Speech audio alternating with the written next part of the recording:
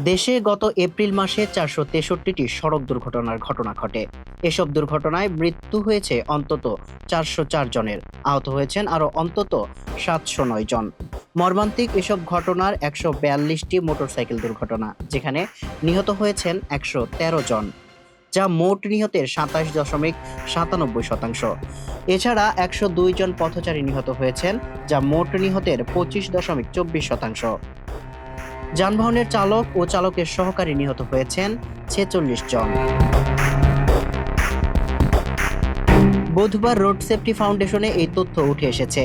৯টি জাতীয় দৈনিক, ১৭টি জাতীয় ও আঞ্চলিক অনলাইন নিউজ পোর্টাল, বিভিন্ন ইলেকট্রনিক মিডিয়া এবং সংগঠনের নিজস্ব তথ্যের ভিত্তিতে প্রতিবেদনটি তৈরি করা হয়েছে বলে জানিয়েছে সংস্থাটি। বিশ্লেষণে দেখা গেছে ১৬৮টি দুর্ঘটনা জাতীয় সড়কে, ১৯৩টি আঞ্চলিক সড়কে, ৪৫টি গ্রামীণ সড়কে এবং ৫৭টি শহরের সড়কে ঘটেছে।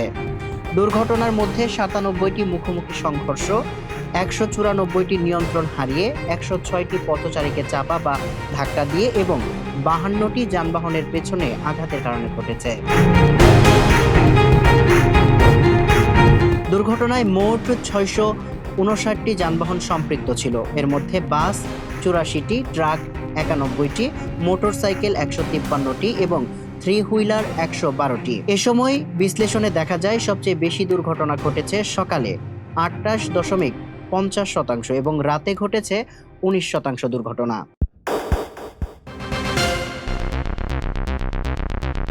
বিভাগভিত্তিক পরিসংখ্যানে দেখা গেছে সবচেয়ে বেশি দুর্ঘটনা ঘটেছে ঢাকা বিভাগে, যেখানে ১০৯টি দুর্ঘটনায় নিহত হয়েছেন ১০২ জন। সবচেয়ে কম দুর্ঘটনা ঘটেছে সিলেট বিভাগে, ১২টি দুর্ঘটনায় নিহত হয়েছেন ১২ জন। রাজধানীতে ৩৬টি দুর্ঘটনায় ২৪ জন নিহত এবং ৬৭ জন আহত হয়েছেন। রোড সেফটি ফাউন্ডেশন দুর্ঘটনার প্রধান কারণ হিসেবে ত্রুটিপূর্ণ যানবাহনের সড়ক ও বেপরোয়া গতি, চালকদের অদক্ষতা, মহাসড়কে স্বল্পগতির যানবাহন চলাচল, তরুণদের বেপরোয়া মোটরসাইকেল চালানো, ট্রাফিক আইন না মানা, দুর্বল ট্রাফিক ব্যবস্থাপনা এবং গণপরিবহন খাতে চাঁদাবাজিকে দায়ী করছে। মানবকণ্ঠ থেকে সামিউল ইসলাম।